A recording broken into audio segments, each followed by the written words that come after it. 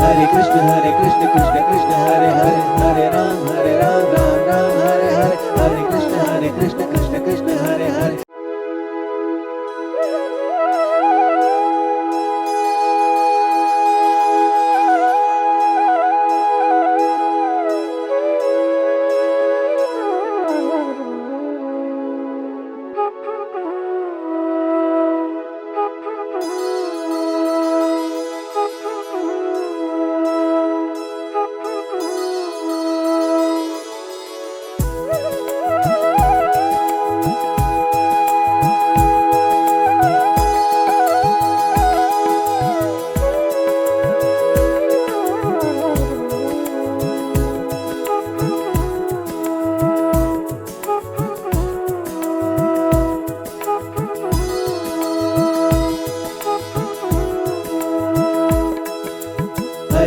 हरे कृष्ण कृष्ण कृष्ण हरे हरे, हरे राम राम राम हरे हरे, हरे कृष्ण कृष्ण कृष्ण हरे हरे, हरे राम राम राम हरे हरे।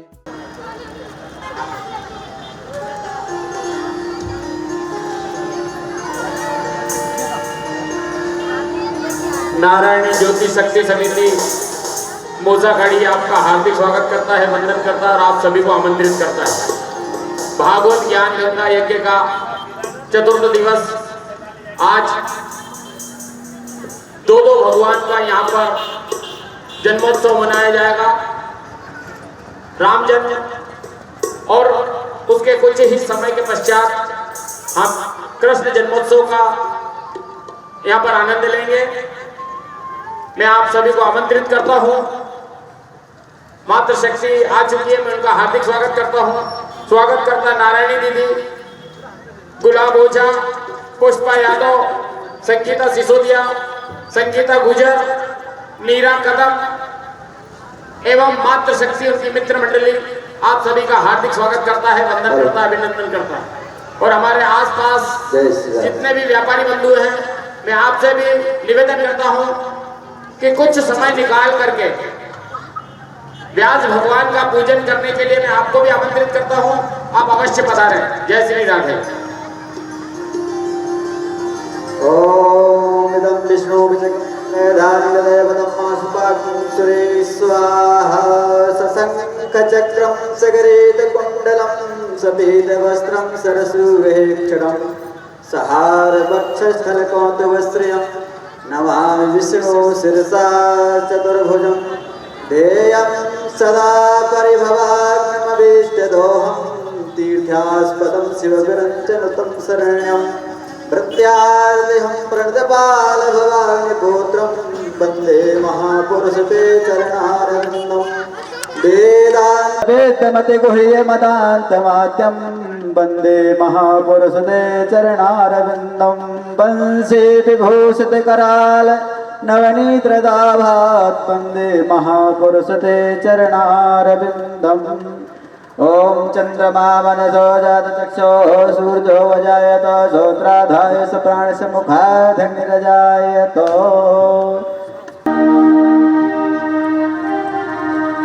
बोलिए भागवत महापुराण की जय हो।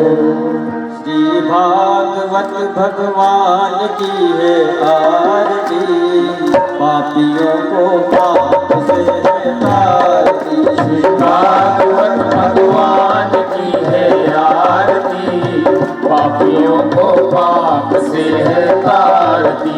भागवत भगवान की है आरती, पापियों को पाप से है तारती। श्री भागवत भगवान की है आरती, पापियों को पाप से है तारती।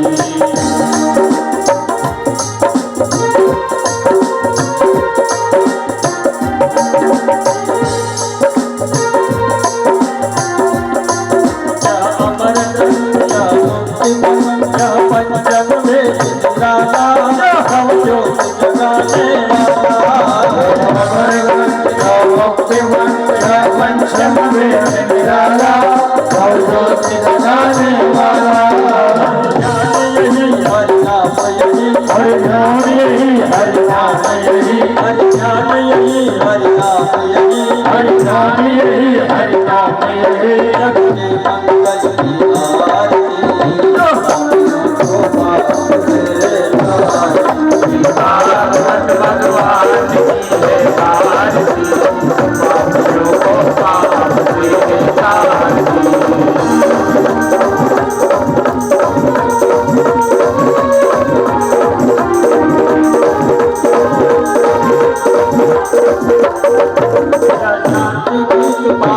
पुण्य पापों को मिटाने वाला हरि दर्श कराने वाला संगीत पावन पुनीत पापों को मिटाने वाला हर ज्योति जगाने वाला दुख करनी या दुख हरनी या सुख करनी या दुख हरनी या दुख करनी या दुख हरनी या सुख करनी या दुख हरनी मधु जीवन की आरती भागवत भगवान की है आरती सभियों को वास्ते है तारती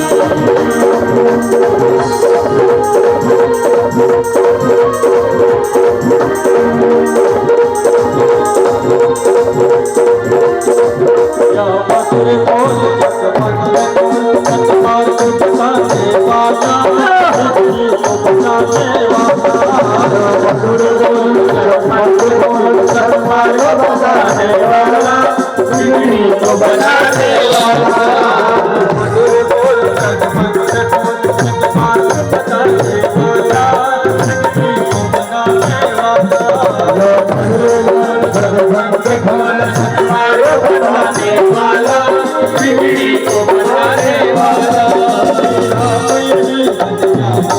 श्री राम यही घनश्याम यही श्री राम यही घनश्याम यही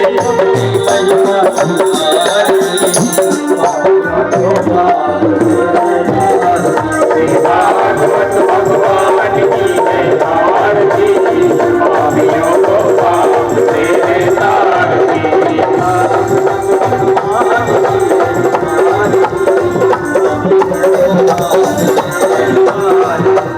भागवत भगवान की है आरती पापियों को वास्ते है तारती करुणावतारम कथाचारम मुझे प्रहारम प्रदान संतम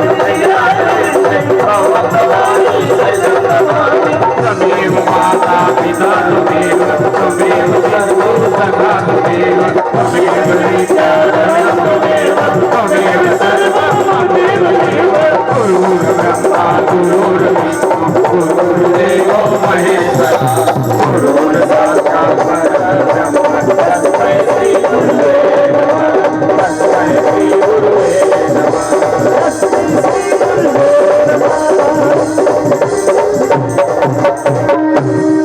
आराधिक्यं समर्पयामि जलेन शीतलीकरणं कृत्वा देवताभिवन्दनमात्माभिवन्दनम् ॐ द्यौः शान्तिरन्तरजं शान्तिः पृथिवी शान्तिरापः शान्तिरोगतयः शान्तिः वनस्पतयः शान्तिरस्वे देवाः शान्ति ब्रह्म शान्तिः सर्वं शान्ति शान्तिरेव शान्तिः सामा शान्तिरेधि ॐ चन्द्रेण मयजन्त देवास्तानि धर्माणि प्रथमान्यासन्नो देहिनाकं महिमानः ससंसदपूर्वे साध्याः शान्तिदेवाः ॐ एकदन्ताय विद्महे वक्रतुण्डाय धीमहि तन्नो दन्ति प्रचोदयात् ॐ कात्यायन्यै च विद्महे कन्याकुमारी च धीमहि तन्नो गौरी प्रचोदयात् ॐ हंसाय विद्महे ज्ञानगङ्गाय धीमहि तन्नो गुरुवर प्रचोदयात् ॐ तत्पुरुषाय विद्महे महादेवाय धीमहि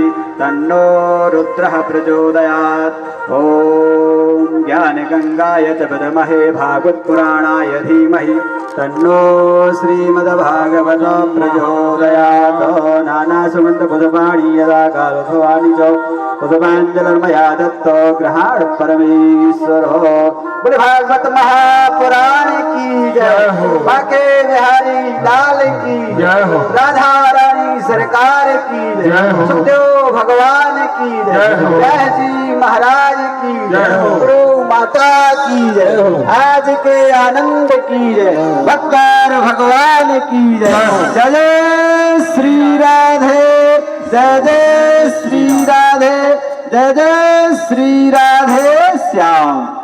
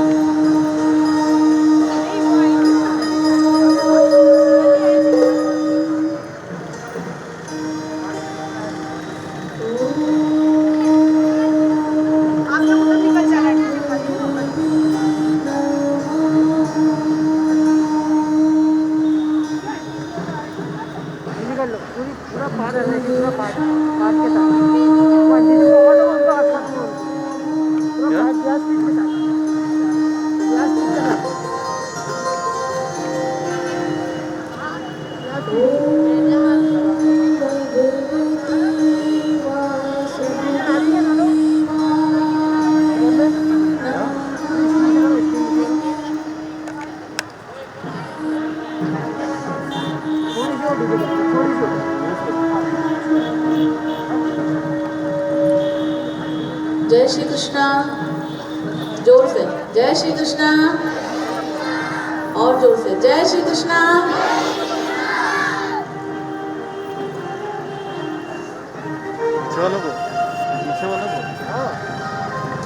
गजाननं भूतगणाधिसेवितं कपित्थजं बलचारुभक्षणम् उमासुतं शोकविनाशकारकं नमामि विघ्नेश्वरपादपङ्कजम् शरणागतदीनातिपरित्राणपरायणे सर्वस्यार्ति हरिदेवी नारायणी नमोस्तुते। गुरुर्ब्रह्मा गुरुर्विष्णु गुरुर्देवो महेश्वरा गुरुः साक्षात् परब्रह्मा तस्मै श्री गुरुवे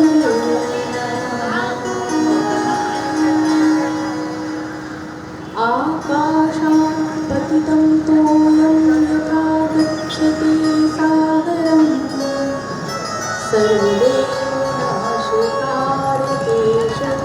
प्रति गच्छति शारदा शारदां भुजे वदना वदनाम्बुजे सर्वदा सर्वदस्माकं सन्निधिं सन्निधिं कुर्यात्। विशुद्धज्ञानदेहाय त्रिवेदिदिव्यचक्षुषे श्रेया प्राप्तिनिमित्ताय नमः सोमार्गदारिणे कृष्णाय वासुदेवाय हरये परमात्मने प्रणतक्लेशनाशाय गोविन्दाय नमो नमः सच्चिदानन्दरूपाय विश्वोपद्रवादिहेतवे तापत्रयविनाशाय श्रीकृष्णाय वयं नमः।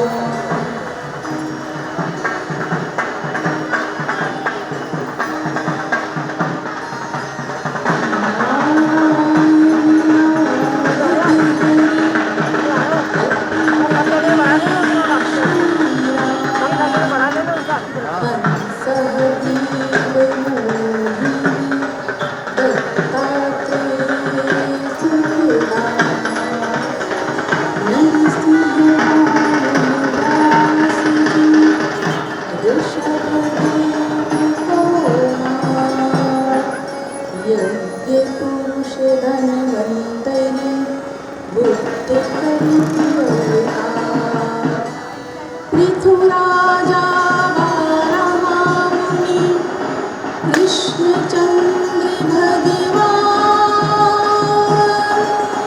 परशुराम नमस्ते काटे पुराणे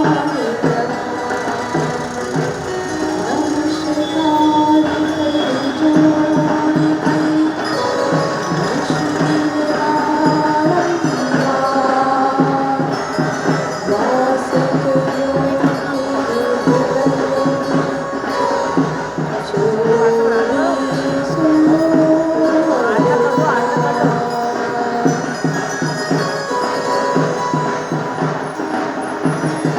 समस्त ग्राम देवता नगर देवता स्थान देवता भागवत महापुराण को सत्संग नमन। हमारे बाल गोपाल अपना स्थान अपने सिंहासन पर विराजित हुए। सुखदेव मुनि अपना स्थान ग्रहण करें। व्यास जी अपना स्थान ग्रहण करें। बोलो बाल कृष्ण गोपाल की, बांके बिहारी लाल की, राधा रानी सरकार की, बोलो सांवरिया सेठ की।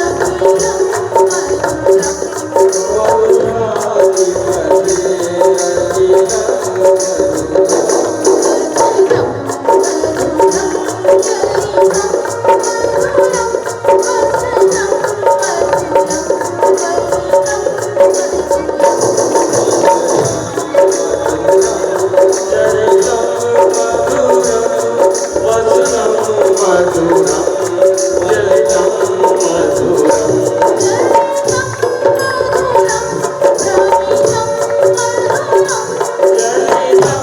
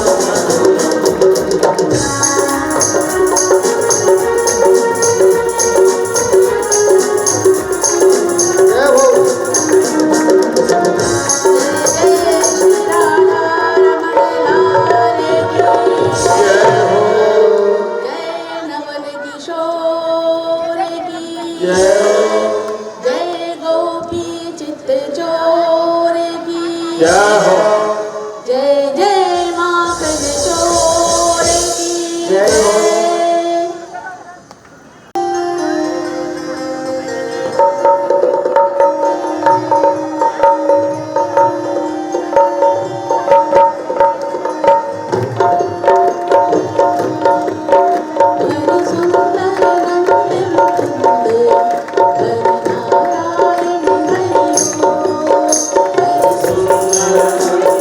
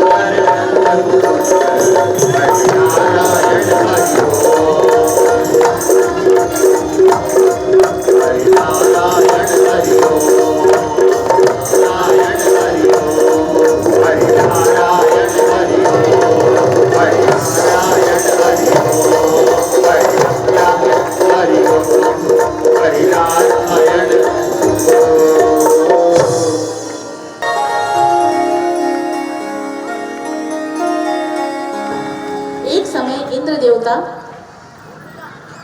वन में विहार कर रहे थे, विचरण कर रहे थे, ना प्रसन्नचित होकर घूम रहे थे।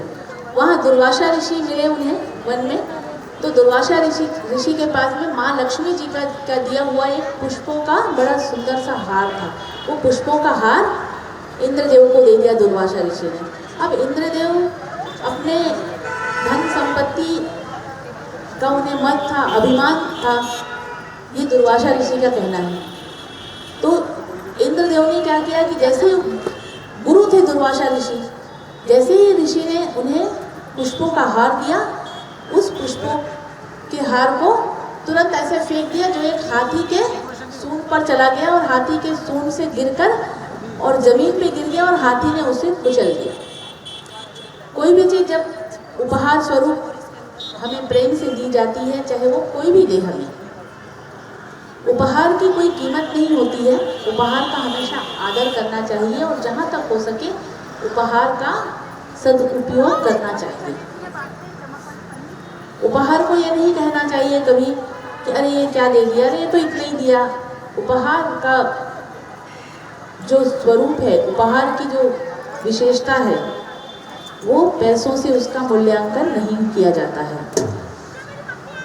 दुर्वासा ऋषि ने जैसे ही देखा कि उनके दिए हुए पुष्पों के हार का इंद्रदेव ने इस प्रकार अपमान किया, तो दुर्वासा ऋषि ने इंद्रदेव को श्राप दे दिया कि तू श्रीहीन हो जाएगा।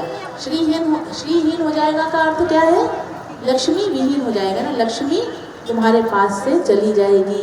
अब क्या होता है कि जैसे ही देवताओं और दैत्यों के बीच हमेशा एक प्रतिबंध चलता रहता है, प्रतियोगिता चलती रहती है, ये भी हम कह सकते हैं। जैसे ही दैत्यों को यह जानकारी मिली कि देवताओं को श्राप मिल गया, इंद्रदेव को श्राप मिला, अर्थात सभी देवताओं को श्राप मिल गया।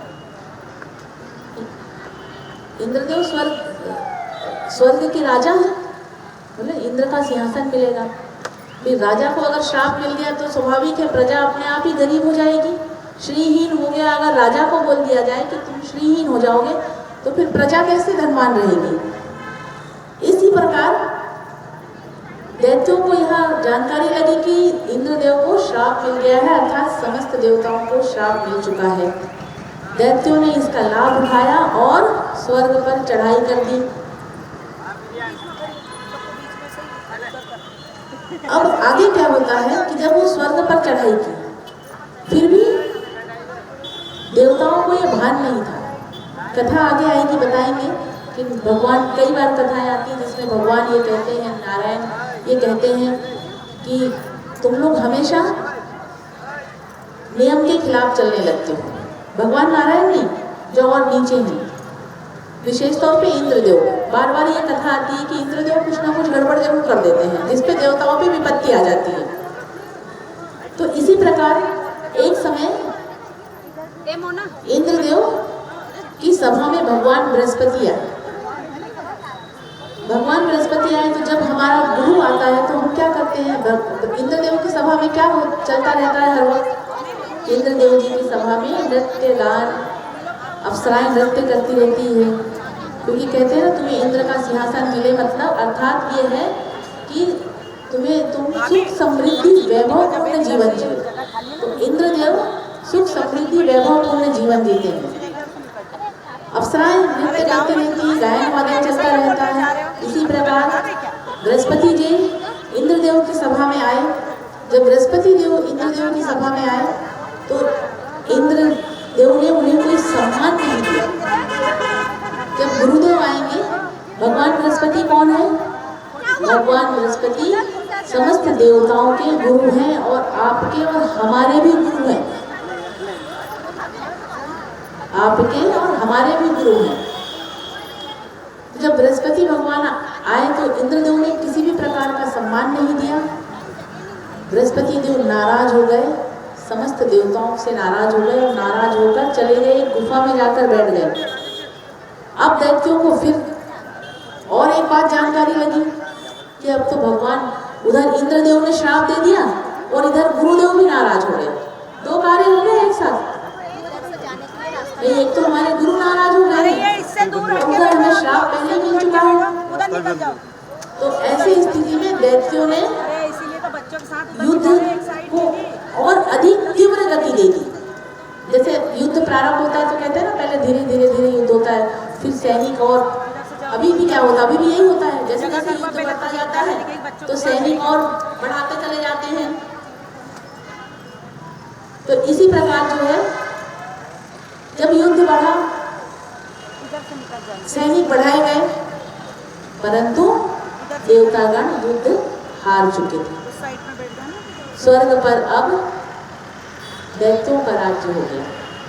देवतागण सब इंद्राचल पर्वत पर, जहाँ जहाँ भगवान रहते हैं, इंद्राचल पर्वत पर, स्वर्ग पर सब जो है दैत्यों का राज्य हो गया। अब देवतागण जो है हार गए, तो फिर भागे भागे फिरे गुफा में। अब उन्हें याद आया कि अब क्या करें। फिर जब सब ऐसा हो जाता है तो सब नारायण के शरण में चले जाते हैं। भगवान हमारे बांके बिहारी लाल के पास आते हैं। वैकुंठ धाम में कोई नहीं जाता, भगवान अपना काम बिल्कुल व्यवस्थित करते हैं। वो कोई अहंकार नहीं, कुछ नहीं, कोई बिल्कुल सरलता के साथ करते रहते हैं। तो नारायण के पास गए और बोले कि ये सारे कृत्य हो गए। वैसे तो भगवान जो कि प्रधानमंत्री हैं, सब जानकारी तो लगेगी कि भाई कहाँ कौन से किस मोहल्ले में क्या हो रहा है। जैसे विधायक हैं तो वो मोहल्ले की जानकारी रखेंगे कि कौन कौन से पार्षद क्या कर रहे हैं। फिर विधायक है तो उनको अपने मुख्यमंत्री रखेंगे, फिर मुख्यमंत्री से मंत्री रखेंगे, मंत्री से प्रधानमंत्री रखेंगे, यही होता है ना। फिर लास्ट में क्या होता है, जब कोई नहीं मानता है तो क्या हो जाता है, राष्ट्रपति शासन लागू हो जाता है, होता है यही। तो ऐसे वहाँ भी यही चलता है। बाद में फिर नारायण जब अवतार लेते हैं तो राष्ट्रपति शासन लागू कर देते हैं कि अब तुम लोगों से कुछ नहीं होगा, अब मुझे ही अवतार लेना पड़ेगा। इसी प्रकार समस्त देवता गए नारायण के पास। नारायण के पास जाने के पश्चात भगवान ने कहा, तुम लोग हमेशा अनीतिपूर्ण कार्य करते हो और फिर मेरे पास आ जाते हो। दैत्य हमेशा नियमबद्ध तरीके से रहते हैं, इसीलिए तुम्हारी ये दशा होती है। जाओ, पहले तो तुम गुरु बनाओ। जब तुम गुरु बना लोगे तब ही तुम्हारी जीत संभव है। बृहस्पति जी को ढूंढो। देवताओं ने कहा, हमने बृहस्पति जी को बहुत मनाया परंतु वो हमसे माने नहीं। तो भगवान ने कहा, गुरु तो बनाना पड़ेगा। तो भगवान ने कहा, किसी ब्रह्मनिष्ठ अर्थात किसी ब्राह्मण को, कोई ब्रह्मनिष्ठ, ब्रह्मनिष्ठ का अर्थ क्या है, जो ब्रह्मत्व का पालन करता हो, वेद पाठी हो, वेद मंत्र हो, हवन पूजन सब करते हैं, नित्य दिनचर्या, शौच, तप, दया, दान, धर्म, ज्ञान जिसको हो, उस ब्रह्मनिष्ठ ब्राह्मण को आप अपना गुरु बनाओ। देवताओं ने कहा, आप ही बता दीजिए कौन है ऐसा। तो बोले, विश्वरूप है। विश्वरूप कोष्टा ऋषि के पुत्र विश्वरूप को जाकर गुरु बनाओ। सभी देवताएं विश्वरूप के पास गए और निवेदन स्वीकार किया। विश्वरूप जी ने कहा कि एक गुरु के होते दूसरा गुरु तो बनाया नहीं जाता, पर फिर भी तुम्हारे गुरु क्योंकि अभी रुष्ट हो गए हैं तो मैं तुम्हारा गुरु बन जाता हूँ, लेकिन मेरे अनुसार ही आपको कार्य करना पड़ेगा। अब यहाँ क्या बात हुई कि देवताओं ने गुरु बना तो लिया, परंतु जो विश्वरूप थे वो उनका जो मातृपक्ष था वो दैत्यों के कुल से थे, और जो पिता थे वो ऋषि थे, कोष्टा ऋषि के पुत्र थे, पिता जो थे वो ऋषि थे। तो जब वो हवन वो समभाव से देखते थे, दैत्यों को भी और देवताओं को भी, सब में समभाव था। दैत्यों में भी उन्हें प्रभु के ही दर्शन होते थे, अर्थात उनकी बुद्धि का स्तर इतना ऊंचा हो चुका था। वो दैत्यों में प्रभु के दर्शन होने का तात्पर्य क्या है, इसका तात्पर्य क्या है? इसका तात्पर्य यह है कि दैत्यों में प्रभु के दर्शन करने का अर्थ ये है कि विश्वरूप जी सबको एक समभाव से देखते थे, किसी की बुराइयां नहीं देखते थे। हमको भी यही करना चाहिए कि हमें जो भी मिले हमें सिर्फ और सिर्फ उनकी अच्छाइयों को ही ग्रहण करना चाहिए, उनकी बुराइयों को नहीं सुनना चाहिए या उनकी बुराइयां किसी से निंदा स्तुति भी नहीं करनी चाहिए। इसे कहते हैं समभाव। ये कथा आप लोगों को सुनाने का तात्पर्य ये है। विश्वरूप जी जब सुबह पूजा करते थे, हवन करते थे, तो अग्नि में वो अपने मातृ पक्ष को भी हवन आहुति देते ना, स्वाहा अग्नि नाम ले लेकर, तो अपने मातृ पक्ष को भी वो आहुति देते थे। देवताओं ने मना किया कि ऐसा मत करा करो, पर वो माने नहीं, वो अपना कार्य नियमित करते रहे। अब एक दिन इंद्रदेव सबसे पहले गड़बड़ी करने में बिना पूछे ताछे गड़बड़ी जरूर कर लेते हैं। इंद्रदेव एक दिन विश्वरूप जी जब पूजन कर रहे थे, तो इंद्रदेव जी आए और आकर पीछे से विश्वरूप जी की गर्दन काट दी। जब गर्दन काट दिए तो उनके जो पिता थे कोष्ठा ऋषि, वो बहुत नाराज हुए, बहुत क्रोधित हुए, और क्रोधित होकर उन्होंने एक ऐसा यज्ञ किया कि मुझे ऐसे इस यज्ञ से मुझे ऐसे पुत्र की प्राप्ति हो जो इंद्र को मार सके, अर्थात इतनी शक्तिशाली हो, वो पुत्र इतना शक्तिशाली हो। परंतु कुछ वेदों के मंत्र में गलतियां हो गई। अब यहाँ एक विषय और आता है, विषय ये आता है कि कामना से किया हुआ कार्य, उसमें अगर थोड़ी भी त्रुटि हो जाए तो बात बिगड़ जाती है। इसीलिए प्रभु से ये कहें बार बार कि प्रभु आपकी जैसी मर्जी हो। क्या कहें कि आप जैसा हमारे जीवन में जो अच्छा हो, आपको जो उचित लगे वो आप हमारे लिए करिए, बस इतना ही बोलिए। क्योंकि अगर वेद मंत्रों के उच्चारण में कोई गलती हो जाएगी तो फिर उसका हमें दुष्परिणाम मिलता है। अब यहाँ जब विश्वरूप के पिताजी ने यज्ञ किया, ऋषि ने, कोष्ठा ऋषि ने जब यह यज्ञ किया, तो हवन की अग्नि से वृत्तासुर नाम का एक दैत्य प्रकट हो गया। क्योंकि वेद मंत्रों के उच्चारण में गलती हो गई थी, इस कारण एक वृत्तासुर नाम का दैत्य उत्पन्न हुआ, वहां से उस अग्निकुंड से निकला और वो देवताओं को परेशान करने लगा। वो इंद्र को, मतलब प्रतिज्ञा क्या की गई थी, जो निकले वो इंद्र को का वध करे, लेकिन वृत्तासुर उल्टा क्या हो गया, जिसका वध इंद्र करे, उल्टा हो गया वेद मंत्रों के उच्चारण के कारण। अब वृत्तासुर शक्तिशाली था, फिर क्या हुआ,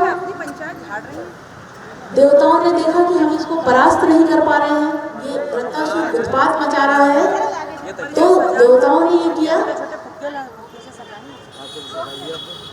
भगवान नारायण ने ये बात कही कि वृत्तासुर की मृत्यु दधीचि ऋषि के अस्थियों से जब वज्र बनाया जाएगा, अर्थात हथियार बनाया जाएगा, तो उस हथियार से वृत्तासुर की मृत्यु संभव है। दधीचि समस्त देवता दधीचि ऋषि के पास गए। दधीचि ऋषि की पत्नी पहले देवताओं को फटकार लगाई, परंतु दधीचि ऋषि ने कहा कि अगर शरीर तो यूं भी नाशवान है, अगर मेरे शरीर से कुछ संसार का हित होता है देवी, तो तुम रोको मत, मैं यह हित कार्य को करूँगा। दधीचि ऋषि इतने मजबूत क्यों थे? क्योंकि वो महामृत्युंजय के उपासक थे, इसीलिए उनकी अस्थियां इतनी मजबूत हो चुकी थी। दधीचि ऋषि ने अपना प्राण छोड़ा, अपने शरीर का त्याग किया योग भक्ति के माध्यम से। फिर उनकी अस्थि निकाली गई, उनकी अस्थि से अस्त्र शस्त्र बनाए गए और अस्त्र शस्त्र बनाने के पश्चात वृत्तासुर, जब इंद्र ने ललकारा वृत्तासुर को, तो वृत्तासुर ने कहा भले ही मेरी मृत्यु हो रही है, पर अब मैं मोक्ष गति को प्राप्त करूंगा। इंद्र ने वृत्तासुर पर तलवार उसके पेट पर भोंक दिया और इस प्रकार वृत्तासुर गतक प्राण हो गया। और जब वृत्तासुर के प्राण निकले तो एक दिव्य ज्योति निकली और वह दिव्य ज्योति प्रभु में विलीन हो गई। अब यहाँ पर राष्ट्रीय परीक्षित सुखदेव मुनि से प्रश्न करते हैं कि अगर दिव्य ज्योति किससे निकलेगी? शास्त्र ये कहता है कि दिव्य ज्योति मृत्यु के पश्चात दिव्य ज्योति उसके शरीर से निकलेगी जो भक्त हो भगवान का। तो राष्ट्रीय परीक्षित जानते थे ये? आप लोग जानते हो कि नहीं जानते हो? नहीं जानते, जान लो। मृत्यु होने के पश्चात दिव्य ज्योति। अब यहाँ मैं आप लोगों को समझाती हूँ। अब आप ऐसा नहीं कि हमारे घर में कोई हमारी नानी दादी या कोई ऐसे आप किसी को देख लो तो देखने लगो अरे दिव्य ज्योति तो निकली नहीं। इसका तात्पर्य ये नहीं है कि उन्होंने पाप कर्म किया। मृत्यु जिसकी जितनी सरल हो, हम कहते हैं ना गति अच्छी हुई, मृत्यु जितनी जल्दी पलक झपकते हो जाए। हम कहते हैं ना कि कल तो हम भी थोड़ी देर पहले तो देखे थे, कल तो देखे थे, परसों देखे थे, बीमार नहीं पड़ा, अचानक मृत्यु हो गई। तो ये मान के चलो वो हमारे जो परिवारजन हैं वो व्यथित होते हैं और ये स्वाभाविक है, मनुष्य की प्रवृत्ति है, ये प्रक्रिया स्वाभाविक है। लेकिन वो जीव के लिए बहुत अच्छी बात है। समझ जाना कि वो जीव मोक्ष गति को प्राप्त हो गया, उसके शरीर से भी दिव्य ज्योति निकली। वो हमें दिखाई नहीं दी कलियुग के कारण, पर दिव्य ज्योति निकली और मोक्ष गति को प्राप्त हो गया।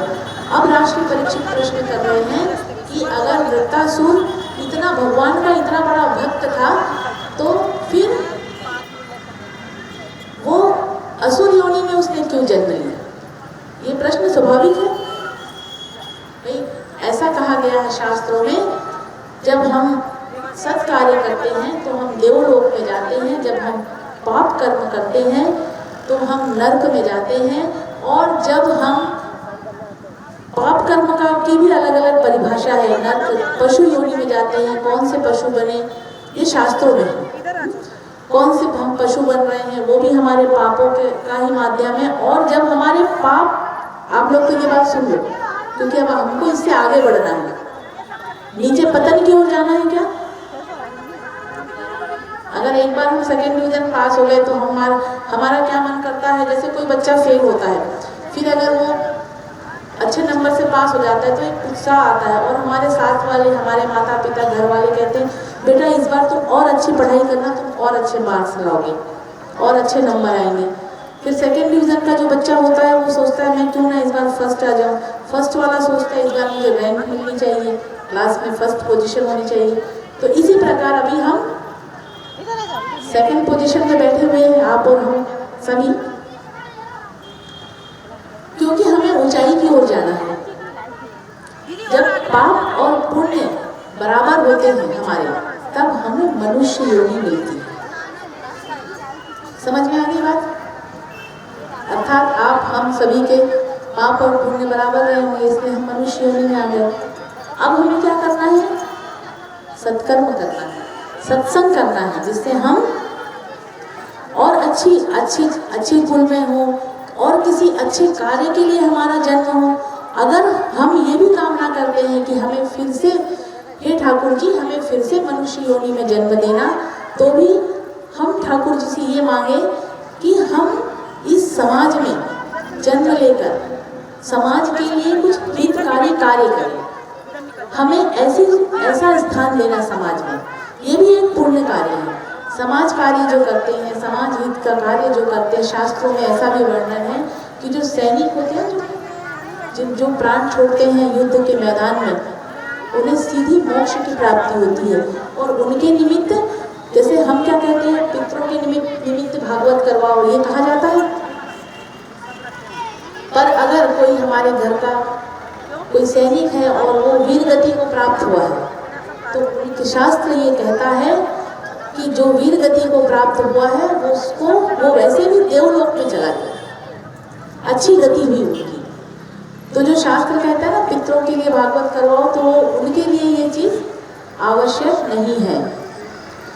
इसी प्रकार क्यों नहीं है? क्योंकि वो तो तो स्वतः ही बेचारे समाज हित का कार्य करे। आज वो सैनिक है, तभी तो आज हम यहाँ शांति से बैठे हुए हैं।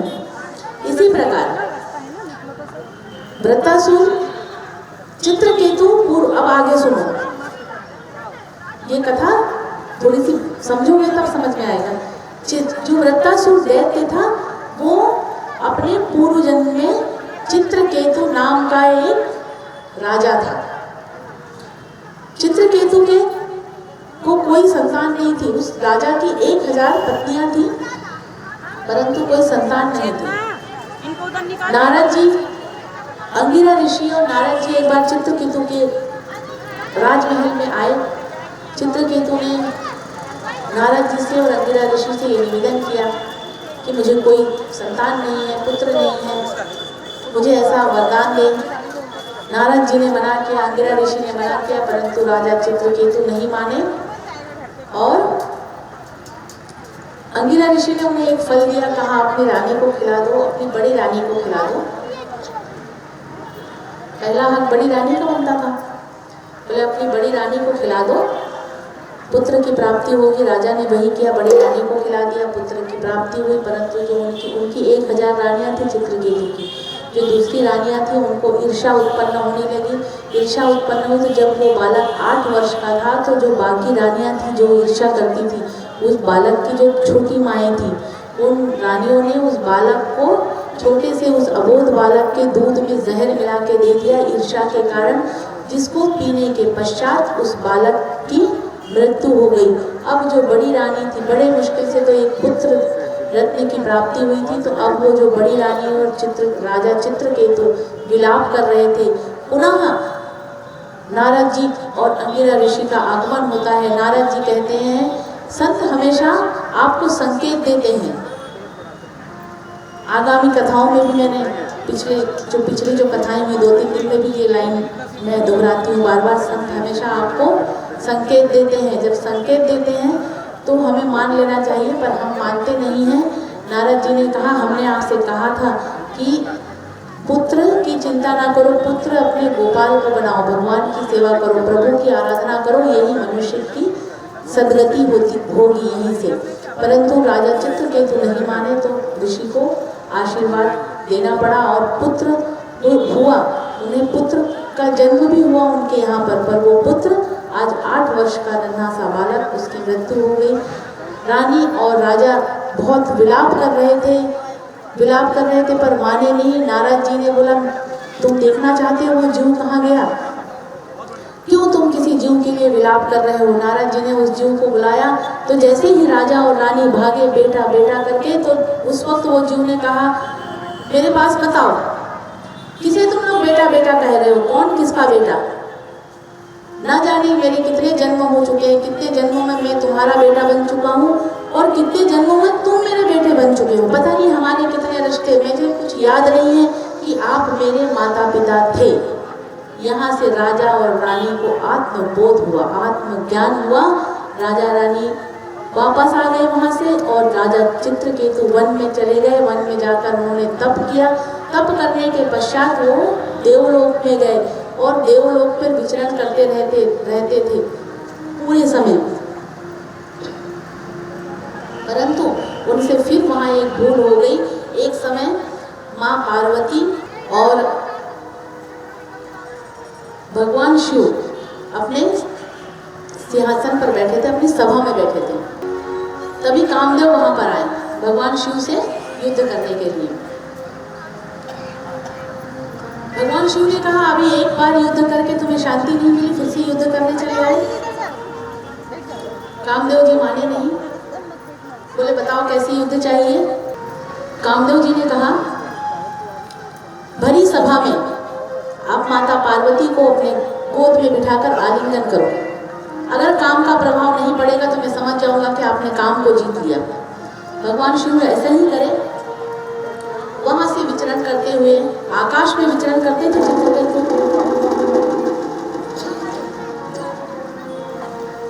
आकाश में विचरण करते हुए जा रहे थे, तब उन्हें हंसी आ गई। देखो ये भोले बाबा को शर्म नहीं आ गई। भरी सभा में माता जी को गोद में लेकर बैठे हैं माता पार्वती क्रोधित हो गई। उनकी चित्रकेतु की इस बात से माता पार्वती क्रोधित हो गई और क्रोधित होकर उन्हें श्राप दी कि तेरा जन्म दैत्य योनि में होगा। और वही वृत्तासुर के राजा चित्रकेतु का जन्म दैत्य योनि में हुआ। आज उन्हें मोक्ष गति को प्राप्त हुई। बोलिए बाके बिहारी लाल की जय, राधा रानी सरकार की जय। मैंने कल मनु महाराज की संतानों के विषय में बताया था। सबसे पहले ब्रह्मा जी के दाएं भाग से मनु शत्रुपा ने जन्म लिया और मनु महाराज की 5 संतानें हुई, जिसमें से एक देवहूति का विवाह हो गया। ये बताया था कल आपको। मनु महाराज की 5 संतानें हैं, देवहूति, आकुति, प्रसूति। 2 पुत्र हैं, 3 कन्या हैं, देवहूति, आकुति और प्रसूति। 2 पुत्र हैं, प्रियव्रत और उत्तानपाद। प्रियव्रतोत्तानपादो शत्रुपापते सुतो वासुदेवस्य कलया रक्षयां जगताय स्थितो। एकदा हि सुरुचिपुत्रं कमारोप्यं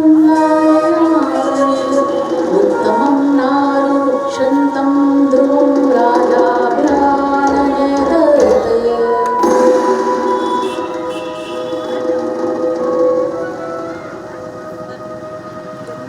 प्रियव्रत और उत्तानपाद।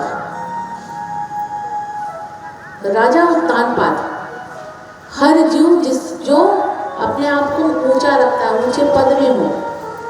उत्तानपाद अर्थात सिर नीचे पांव ऊपर, वो लोग कहते हैं। अर्थात तात्पर्य यह है कि जो अहंकार, जिसे अपने पद का अहंकार हो, वो उत्तानपाद है। अब राजा उत्तानपाद की 2 पत्नियां हैं,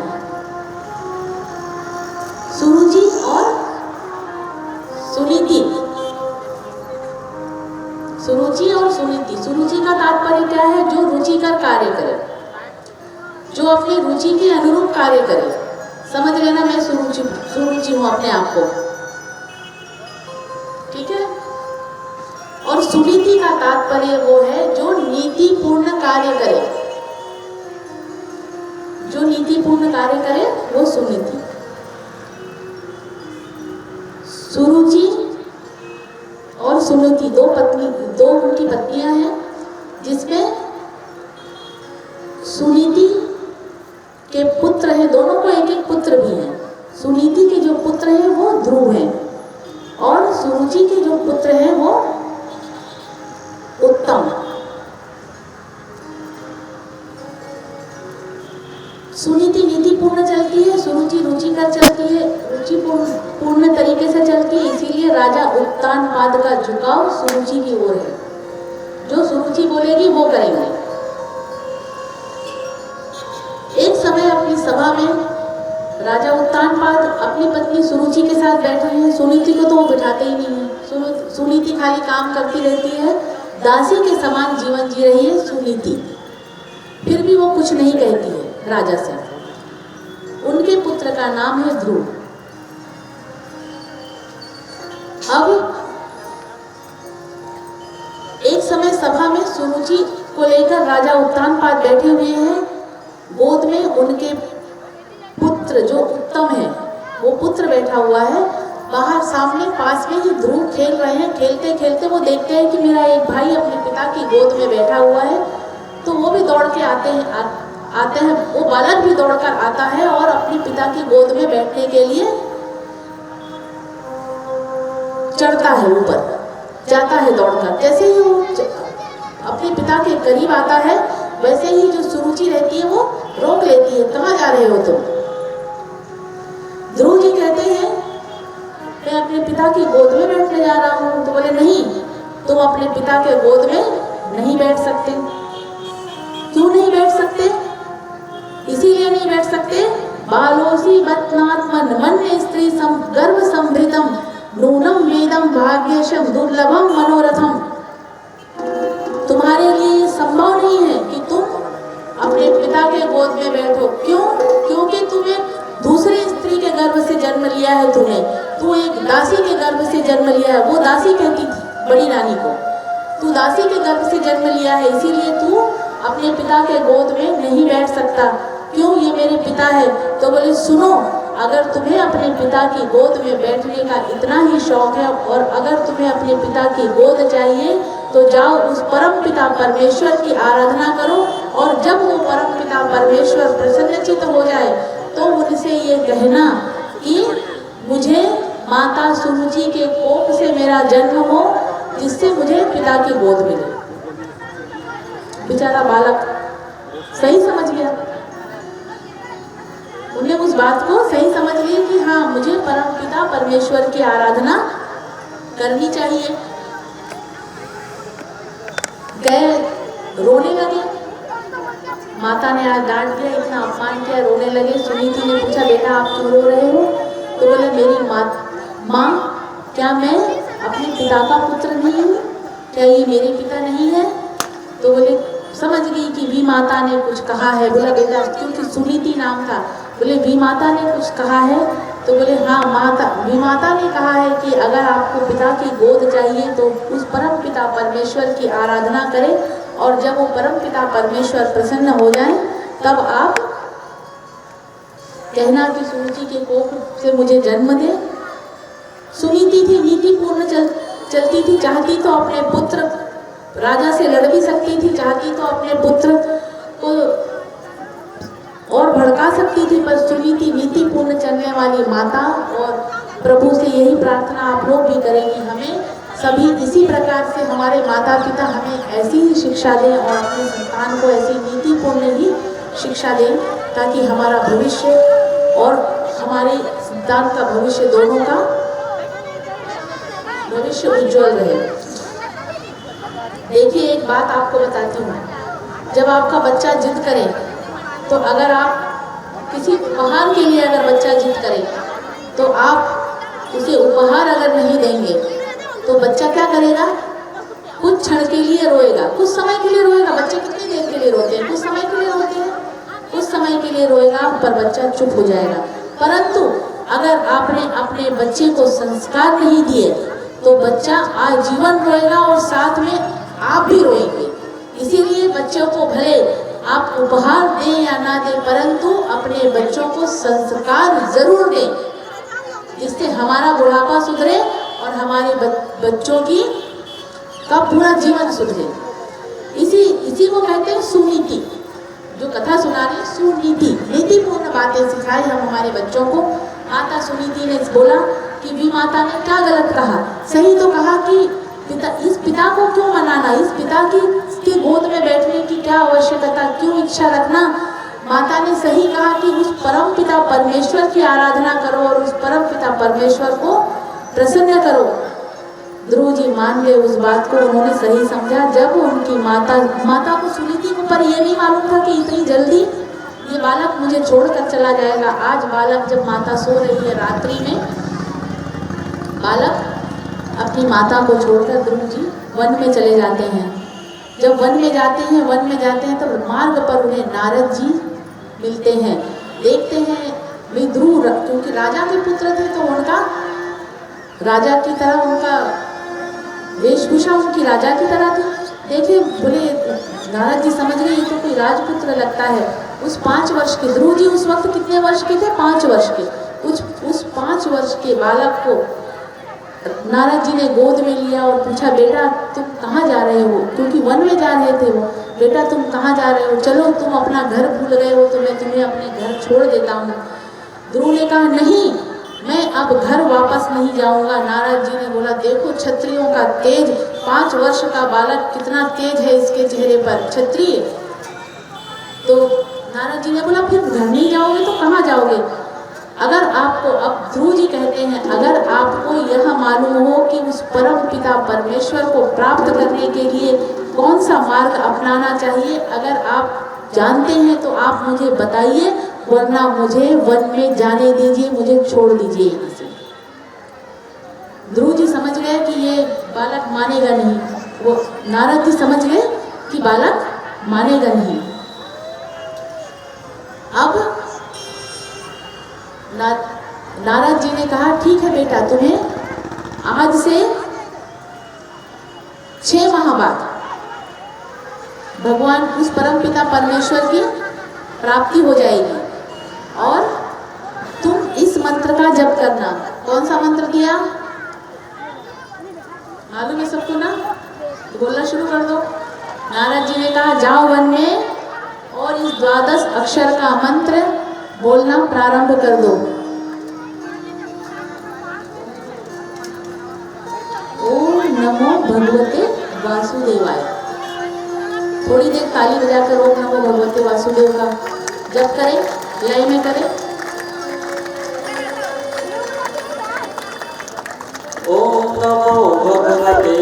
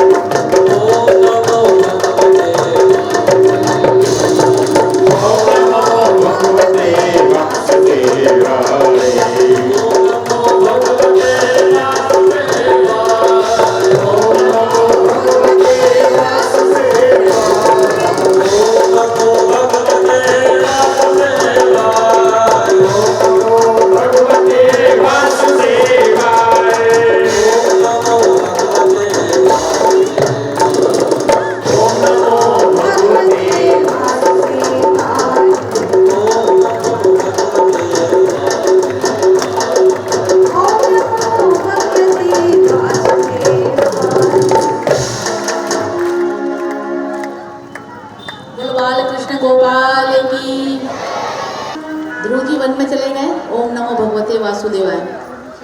ध्रुव जी ने तप करना शुरू करा। बिल्कुल स्नान करके सुबह उठ गए, स्नान करके एक जैसे बैठे रहते थे। त्रिनात्रांते प्राप्ते कपित्त भद्राशना आत्मवृत्त्यु शारेणमाशं नित्यो अर्चनम हरि। त्रिनात्रांते अर्थात लगातार वो तप कर रहे हैं। प्रथम दिवस पहले तो एक दिन में उठ गए शाम को, फिर इस तरह उनका तप बढ़ता गया। फिर 2 दिन नहीं उठे, 3 दिन नहीं उठे, फिर 1 महीने का प्रण लिया, फिर लगातार 2 महीने। फिर उन्होंने कहा कि अब मैं कुछ भोजन नहीं करूँगा। पहले एक टाइम फलाहार किया, फिर उनका तप बढ़ता चला गया। पहले एक टाइम अन्न खाया, फिर बोले अब मैं दोनों टाइम अन्न छोड़ दूंगा, सिर्फ फलाहार करूँगा। फिर फलाहार छोड़ दिया, बोले अब तो मैं फलाहार भी नहीं करूँगा, खाली जल पीकर व्रत करूँगा। फिर जल पीकर भी व्रत कर, फिर जल भी पीना छोड़ दिया। और फिर क्या कहा, अब मैं सिर्फ वायु पीऊँगा। अब जो इतने समय से इतनी शक्ति जिसके पास हो रही, जो इतना तप कर रहे हैं, वो अगर ऐसा प्रण कर ले कि मैं अब सिर्फ वायु का सेवन करूँगा तो क्या होगा। जैसे ही वायु का सेवन किया तो सब जैसे खड़े थे जहाँ वहीं खड़े रह गए। क्यों? क्योंकि सृष्टि से वायु खत्म हो गई। प्रकृति में विषमताएं आने लगी, विपताएं आने लगी, लोगों का श्वास लेना मुश्किल हो गया। पृथ्वी के लोग ही नहीं, देवतागण भी। तो समस्त देवतागण गए नारायण के पास कि क्या है भगवान, ये क्या हो रहा है, क्या हो रहा है। तो बोले कि ध्रुव जी तप कर रहे हैं। बोले एक भक्त तप कर रहा है जिसका नाम ध्रुव है। तो देवताओं ने कहा तो प्रभु दर्शन दो ना, सब हवा रुक गई है, ऑक्सीजन लेवल खत्म हो गया है। तो बोले दर्शन दो। प्रबल प्रेम के पाले पड़कर पर प्रभु को नियम बदलते देखा। प्रभु का मान घट जाए वो चलेगा, पर भक्त का मान ना टलते देखा। भगवान अपने भक्तों का मान सम्मान रखते हैं। क्यों? मैंने ये बात क्यों कही? नारद जी ने क्या कहा था? 6 माह पश्चात आपको भगवान के दर्शन होंगे। आज अपने भक्त का मान रखने के लिए भगवान 6 महीने का इंतजार कर रहे हैं, वरना ध्रुव जी इतनी कठिन तप कर रहे थे। भगवान उन्हें 4 माह में भी दर्शन दे सकते थे, परंतु भगवान को नारद जी ने ध्रुव जी को ये बात कह दी थी कि 6 माह बाद तुम्हें भगवान मिल जाएंगे। भगवान को तो 6 महीने रुकना ही था। प्रबल प्रेम के पाले पड़कर प्रभु को नियम बदलते देखा है। अब वो 6 माह भी हो गए, संपूर्ण हो गए। जैसे ही 6 माह संपूर्ण हुए तो भगवान स्वयं नारायण साक्षात, ध्रुव जी आंख बंद करके तप कर रहे हैं और ध्रुव जी के सामने भगवान साक्षात नारायण शंख चक्र पद्म गदा पीतांबरी ओढ़ के साक्षात आज ध्रुव जी के सामने नारायण खड़े हैं। परंतु भगवान क्या बोल रहे हैं? ओम नमो भगवते। ध्रुव जी तो बस अपनी आंख बंद करके बोलो बाके बिहारी लाल की जय। परंतु ध्रुव जी ओम नमो भगवते वासुदेवाय आंख बंद करके जप कर रहे हैं, जब तक उनके ध्रुव जी के हृदय में एक झांकी प्रकाश समझाया था पहले दिन। प्रकाश उत्पन्न हुआ। ध्रुव जी ने, भगवान ने अपना शंख ध्रुव जी के गालों में लगाया। जैसे ही ध्रुव जी के गालों में उन्होंने शंख लगाया, ध्रुव जी 5 वर्ष के बालक थे, कोई बहुत पढ़े लिखे तो थे नहीं। फिर भी मुखम करोति वाचालाम पंगुम लंघयते गिरिम यत् कृपा तदहम वंदे परमानंद माधवम। मुखम करोति वाचालाम, प्रभु की कृपा हो जाए तो अनपढ़ व्यक्ति भी सद्ज्ञान देने लगता है, ज्ञानी हो जाता है। डिग्री भले ना हो उसके पास, पर वो ज्ञानी होता है। सूरदास जी पढ़े लिखे थे। सूरदास जी ने कभी स्कूल का मुख नहीं देखा था। रसखान, आज हम रसखान के पद पढ़ते हैं। कृष्ण पे उन्होंने कितने पद लिखे हैं। मीराबाई पे पीएचडी होती है। मीराबाई के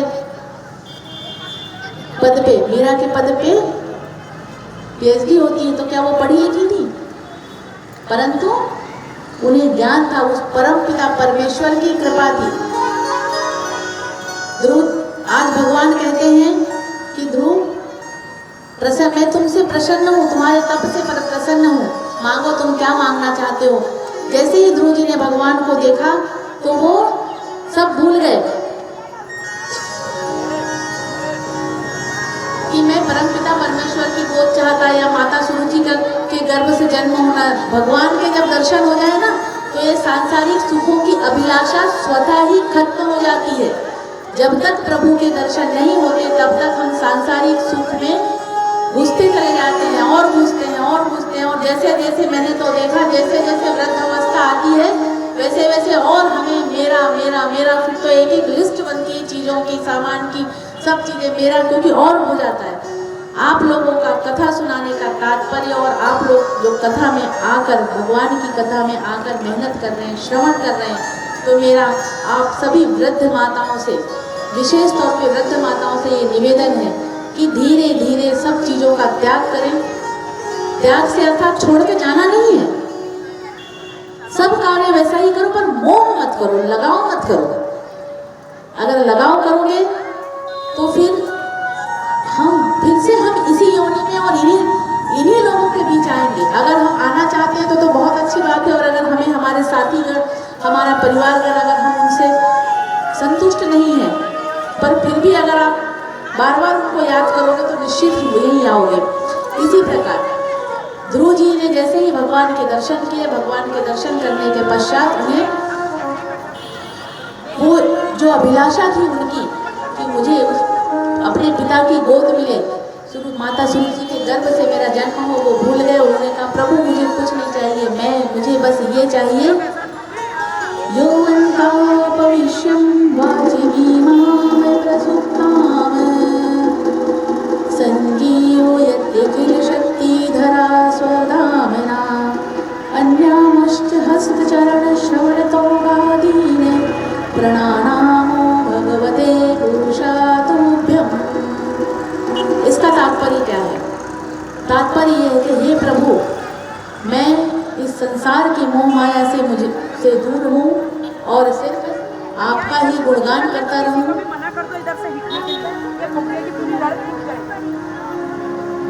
मुझ पर ऐसी कृपा करें। आप भी यही मांगिए, भगवान से भक्ति मांगिए, भगवान के पास जाएं। ठीक है, परम पिता परमेश्वर है, हम अपने पिता से नहीं मांगेंगे।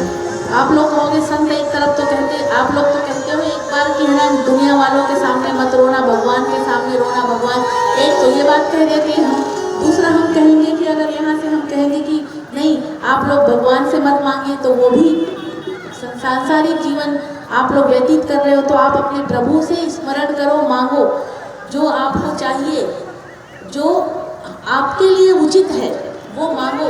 और साथ ही ये भी मांगो कि हे प्रभु, हम आपकी अन्य भक्ति, आपके चरणों में हमें हमेशा बनाए रखना। हम आपके चरणों के ही दर्शन करें, चरणों की सेवा करें। भक्ति, नौदा भक्ति भी बताई गई है। अगर समय मिलेगा तो आगे की कथाओं में मैं आपको ये भी बताऊंगी भक्ति किस प्रकार की होती है। 9 प्रकार की भक्ति, जिसमें चरण सेवा आती है और फिर दास्य भाव। दास्य भाव मतलब हे प्रभु के दास बन जाओ। जो प्रभु कर रहे हैं, मतलब जो भी हमारे जीवन में चल रहा है, हम तो दास हैं आपके। आप जो करवा रहे हो हम वो कर रहे हैं, ये भावना ले आओ। जिस दिन ये भावना आ जाएगी आप स्वतः ही सुखी हो जाओगे।